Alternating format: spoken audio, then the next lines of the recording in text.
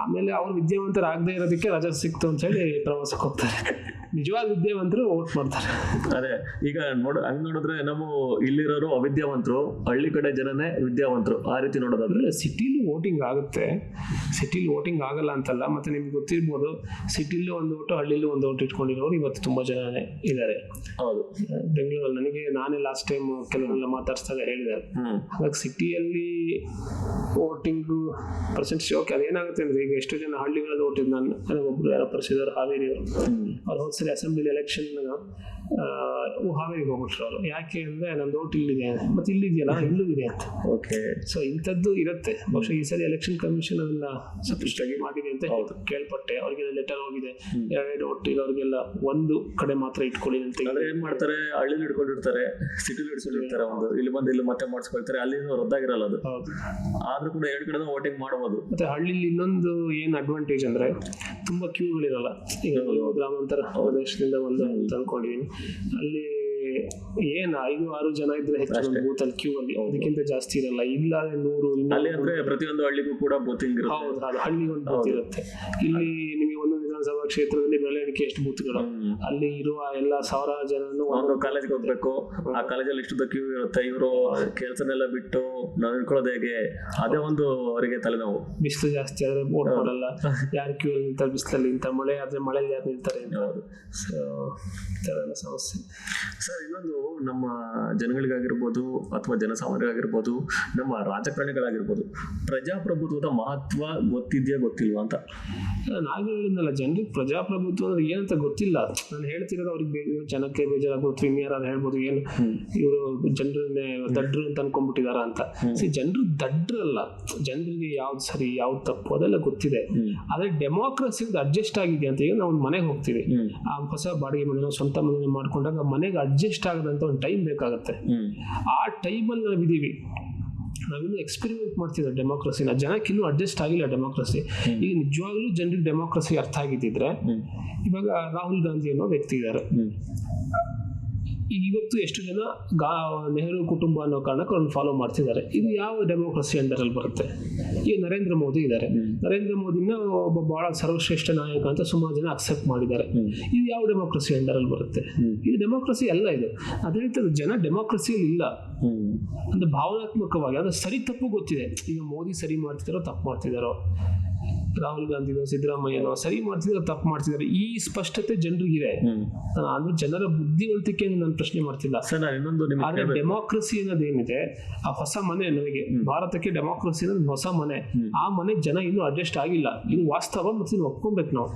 Sir, ಇಲ್ಲಿ ಈ ಪಕ್ಷಗಳ ವಿಚಾರಕ್ಕೆ ಬಂದ್ರೆ, ಇಲ್ಲಿ ಕುಟುಂಬ ರಾಜಕಾರಣ ಜಾಸ್ತಿ ನಡೆಯುತ್ತೆ ಒಂದು. ಹಾಗಾದ್ರೆ ಸಾಮಾನ್ಯ ವ್ಯಕ್ತಿ ಕೂಡ ಸ್ಪರ್ಧೆ ಮಾಡುವಂತಹ ಅವಕಾಶ ಇದ್ರೂ ಕೂಡ ಯಾರು ಬೇಕಾದ್ರೂ ಸ್ಪರ್ಧೆಯನ್ನು ಮಾಡ್ಬೋದು, ಎಲ್ಲಿಂದ ಬೇಕಾದ್ರೂ ಸ್ಪರ್ಧೆಯನ್ನು ಮಾಡ್ಬೋದು, ಅದು ಅವ್ರಿಗೆ ಹಕ್ಕದು. ಆದ್ರೆ ಇಲ್ಲಿ ಒಂದು ಕುಟುಂಬದಿಂದ 3 ಜನ ಒಂದೇ ಪಕ್ಷದಲ್ಲಿ ನಿಲ್ತಾರೆ. ಇದು ಇಲ್ಲ ಒಂದು ಕಡೆ ಪ್ರಜಾಪ್ರಭುತ್ವದಲ್ಲೇ ಒಂಥರ ಇದಾಗಲ್ವಾ? ಈ ಡೆಮೋಕ್ರಸಿಲಿ ಆ ಥರ ಮಾಡಬಾರ್ದು ಅಂತ ಎಲ್ಲಿದೆ? ಈ ಕಾನೂನಾತ್ಮಕವಾಗಿ ಒಂದೇ ಮನೆಯಿಂದ 3 ಜನ 4 ಜನ ನಿಂತ್ಕೊಳ್ಳೋದು ಸರಿ ಅಥವಾ ತಪ್ಪು ಅಂತ ನಮ್ಮಲ್ಲಿ ಎಲ್ಲಿ ಡಿಫೈನ್ ಆಗಿದೆ ಕಾನೂನಾತ್ಮಕವಾಗಿ? ಸಂವಿಧಾನದಲ್ಲೋ ಅಥವಾ ಎಲೆಕ್ಷನ್ ಕಮಿಷನ್ ಏನಾದ್ರು ಹೇಳಿದೆ? ಏನು ಹೇಳಿಲ್ಲ. ತಪ್ಪಲ್ಲ ಅದು. ಉದಾಹರಣೆ ದೇವೇಗೌಡರು ಮನೆಯಲ್ಲಿ ರೇವಣ್ಣ ಅವರು ಜನಪ್ರತಿನಿಧಿ, ಅವ್ರ ಮಗ ಜನಪ್ರತಿನಿಧಿ, ಈ ಕುಮಾರಸ್ವಾಮಿ ಜನಪ್ರತಿನಿಧಿ, ಆಮೇಲೆ ಅವರ ಅಳಿಯ ಈಗ ಡಾಕ್ಟರ್ ಮಂಜುನಾಥ್ ಜನಪ್ರತಿನಿಧಿ. ಈಗ ಇದು ತಪ್ಪು ಅಂತ ಕಾನೂನಾತ್ಮಕವಾಗಿ ನಾವು ಡಿಫೈನ್ ಮಾಡೋಕ್ಕಾಗತ್ತಾ? ಇಲ್ಲ. ಒಂದು. ಎರಡನೇದು, ಈಗ ಯಾರು ಜನಸಾಮಾನ್ಯ ಅಂತಿದ್ದಾರೆ, JDS ಅಲ್ಲೇ ಟಿಕೆಟ್ ಬೇಕಂತ ಅವ್ರ ಅಪೇಕ್ಷೆ ಯಾಕೆ? ಅವರು ಇಂಡಿವಿಜುವಲ್ ಆಗಿ ಕೆಲಸ ಮಾಡಿ ಅವ್ರಾಗಿ ನಿಂತ್ಕೊಳ್ಳಿ, ಅವ್ರ ಎಲೆಕ್ಷನ್ಗೆ ಪಕ್ಷೇತರ ಸ್ಪರ್ಧೆ ಮಾಡ್ಬೋದಲ್ಲ. ಪಕ್ಷೇತರ ಅಂತ ಇವ್ರು ಪಕ್ಷ ಮಾಡ್ಕೊಳ್ಳಿಕ್ಕೆ ಇದು ಪಕ್ಷ, ಅವ್ರು ಅವರೊಂದು ಬೇರೆ ಪಕ್ಷ ಮಾಡ್ಕೊಳ್ಳಿ, ನೀವು ಪಕ್ಷ ಸ್ವತಂತ್ರ ಅಭ್ಯರ್ಥಿಯಾಗಿ ನಿಂತ್ಕೊಳ್ಳಿ ಅವರು. ಒಂದು. ಎರಡನೇದು, ಕುಟುಂಬ ರಾಜಕಾರಣದಿಂದ ದೇಶಕ್ಕೆ ನಷ್ಟ ಆಗ್ತಿದೆಯಾ ಅಂದ್ರೆ ಖಂಡಿತ ನಷ್ಟ ಆಗ್ತದೆ. ಯಾಕೆಂದ್ರೆ ಕುಟುಂಬ ರಾಜಕಾರಣ ಅನ್ನೋ ಕಾರಣಕ್ಕಾಗಿ ಅವರಿಗೆ ಸ್ಟ್ರೆಂತ್ ಇದೆಯೋ ಇಲ್ವೋ, ಅಬಿಲಿಟಿ ಇದೆಯೋ ಇಲ್ವೋ, ಈ ಕುಟುಂಬದಿಂದ ಬಂದಿದ್ದು ಅನ್ನೋ ಕಾರಣಕ್ಕೆ ಸುಮಾರು ಜನ ಟಿಕೆಟ್ ಸಿಗತ್ತೆ. ಉದಾಹರಣೆಗೆ ನಾವು ರಾಹುಲ್ ಗಾಂಧಿ, ಪ್ರಿಯಾಂಕಾ ಗಾಂಧಿನೇ ತಗೊಂಡು ಅವರಷ್ಟು ಸಲ ಫೇಲ್ ಆಗ್ತಾ ಇದ್ರು ಕೂಡ, ಅವ್ರ ಸ್ವಂತ ಕ್ಷೇತ್ರದಲ್ಲಿ ರಾಹುಲ್ ಗಾಂಧಿ ಸೋತರು. ಆದ್ರೂ ಕೂಡ ಜನ ಯಾಕೆ ಅವ್ರು ಮತ್ತೆ ಯಾಕೆ ಮತ್ತೆ ಎಲೆಕ್ಷನ್ ನಿಲ್ತಿದ್ದಾರೆ? ಅದು ಕುಟುಂಬ ರಾಜಕಾರಣ. ಇದರಿಂದ ಡೆಫಿನೆಟ್ಲಿ ಅವ್ರಿಗೆ ಸಮಸ್ಯೆನೆ, ಯಾವ್ದು ವೋಟ್ ಮಾಡೋರಿಗೆ ಅಂದ್ರೆ ದೇಶಕ್ಕೆ ಸಮಸ್ಯೆ. ಆದ್ರೆ ಇನ್ನೊಂದ್ಸರಿ ನೋಡಿದಾಗ ಅವ್ರ ಆಪೋಸಿಟ್ ಯಾರು ನಿಂತಿರ್ತಾರೆ, ಈಗ ಮೋದಿ ಇದ್ದಾರೆ, ಮೋದಿಗೆ ಇದು ಆಕ್ಚುಲಿ ಸ್ಟ್ರೆಂತ್. ಈಗ ರಾಹುಲ್ ಗಾಂಧಿ ನಿಲ್ಲೋದು ಕುಟುಂಬ ರಾಜಕಾರಣದ ಕಾರಣಕ್ಕೆ ಅವ್ರು ಮತ್ತೆ ಮತ್ತೆ ಎಲೆಕ್ಷನ್ ಅಲ್ಲಿ ನಿಂತು ಕಾಂಗ್ರೆಸ್ನ ಮುಖ್ಯಸ್ಥರಾಗಿರೋದು ದೇಶ ದೃಷ್ಟಿಯಿಂದ ನಮಗೆ ಒಳ್ಳೇದಲ್ಲ ಅನಿಸ್ತಿದ್ರೆ, ಮೋದಿ ದೃಷ್ಟಿಯಿಂದ ಇದು ಒಳ್ಳೇದು. ಇವ್ರಿಗೆ ವೀಕ್ ಆಪೋನೆಂಟ್ ಅಲ್ವಾ, ಸೊ ಅದೇ ಸ್ಟ್ರಾಂಗ್ ಇಲ್ಲ.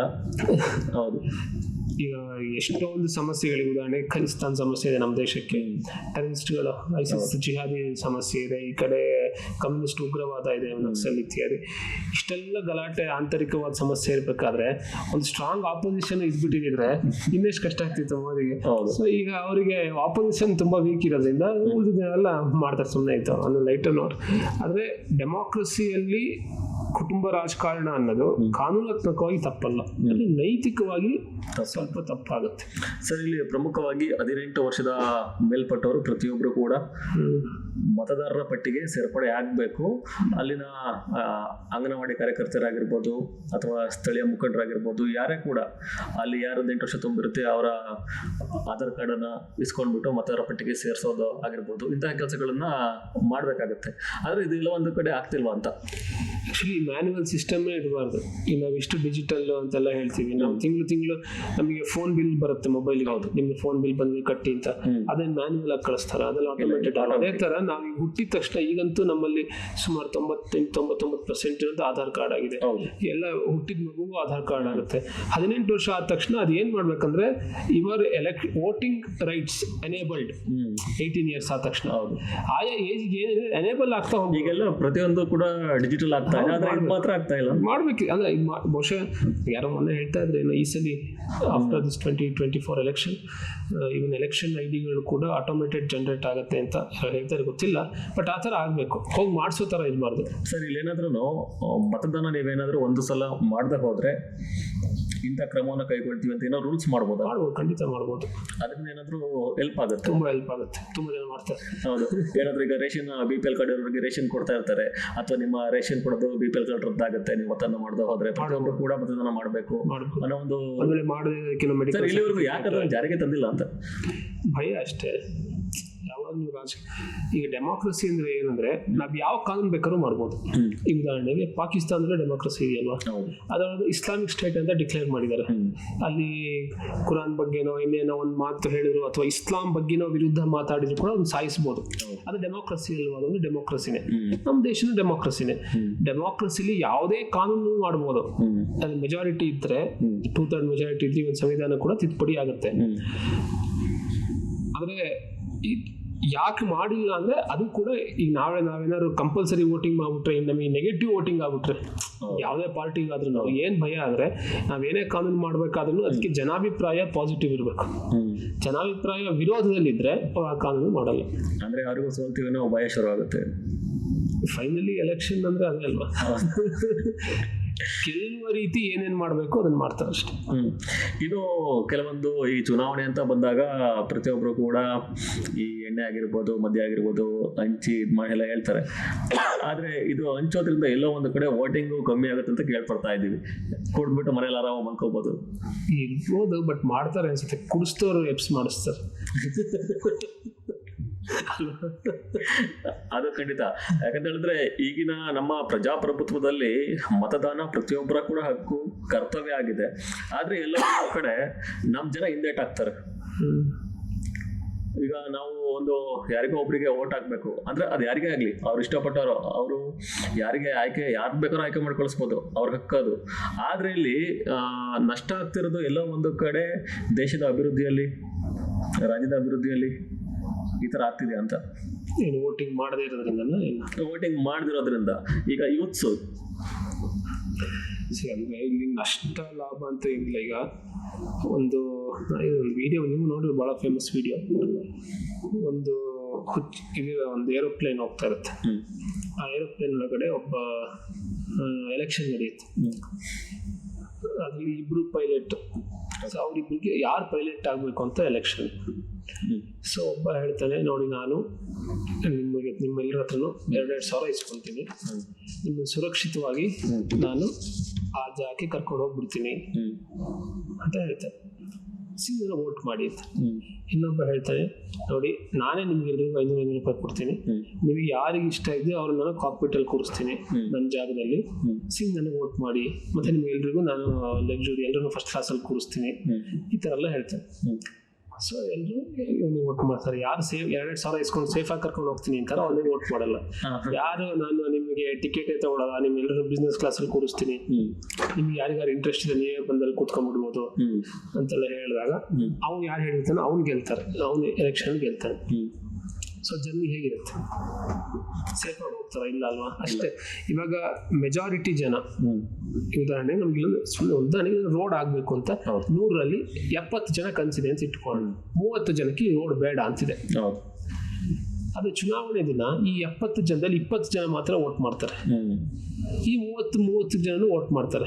30 ಜನ ರೋಡ್ ಬೇಡ ಅಂತಾರೆ, ಈ 70ರಲ್ಲಿ 20 ಜನ ಮಾತ್ರ ವೋಟ್ ಮಾಡಿರ್ತಾರೆ, ರೋಡ್ ಬೇಕು ಅಂತ ವೋಟ್ ಆಗುತ್ತೆ. ಅದು ಮೆಜಾರಿಟಿ ಏನಿದೆ ರೋಡ್ ಬೇಕಂತ ಅದೇ ವೋಟ್ ಮಾಡಿದ್ರೆ ಬರೀ 20 ಜನ. ಸೊ ಈ ಮೆಜಾರಿಟಿ ಮನಸ್ಸಿನಲ್ಲಿ ಏನಿದೆ ಏನಾಗಬೇಕು ಅಂತ ಅದು ಇಂಪ್ಲಿಮೆಂಟ್ ಆಗ್ಬೇಕಂದ್ರೆ ಎಲ್ಲರೂ ವೋಟ್ ಮಾಡಬೇಕು, ಇಲ್ಲದೆ ನೀವು ಹೇಳಿದಂಗೆ ಅದು ನಷ್ಟ ಆಗುತ್ತೆ. ಹೌದು ಸರ್. ಕೊನೆಯದಾಗಿ ನಮ್ಮ ವೀಕ್ಷಕರಿಗೆ ಮತದಾನದ ಬಗ್ಗೆ ಏನು ಹೇಳ್ತೀರಾ, ಏನು ಹೇಳಕ್ಕೆ ಇಷ್ಟಪಡ್ತೀರಾ? ಅಶ್ವವೇಗ ಚಾನೆಲ್ ಈಗ ಚುನಾವಣೆಯ ಒಂದು ಈ ಶುರುವಾಗ 10 ದಿನದಲ್ಲಿ ಅದು ಸಮಾಜಕ್ಕೆ ನೀವು ಅರ್ಪಿಸ್ತಾ ಇದ್ದೀರಾ.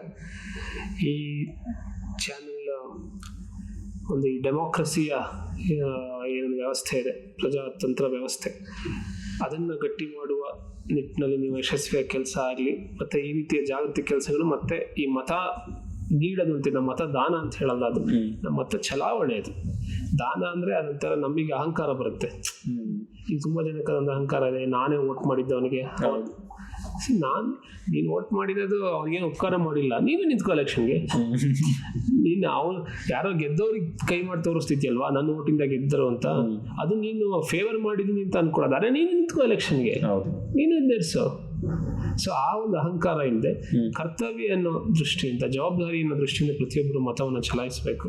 ಮತ್ತು ದೇಶವನ್ನ ಯಾರು ಈ ಸಂವಿಧಾನ ಹೇಳಿರುವ ಮೂಲಭೂತ ಕರ್ತವ್ಯಗಳಿದೆ ಅದರ ಆಧಾರದಲ್ಲಿ ನಡೆಸ್ತಾರೆ, ಅವ್ರಿಗೆ ವೋಟ್ ಮಾಡಬೇಕು.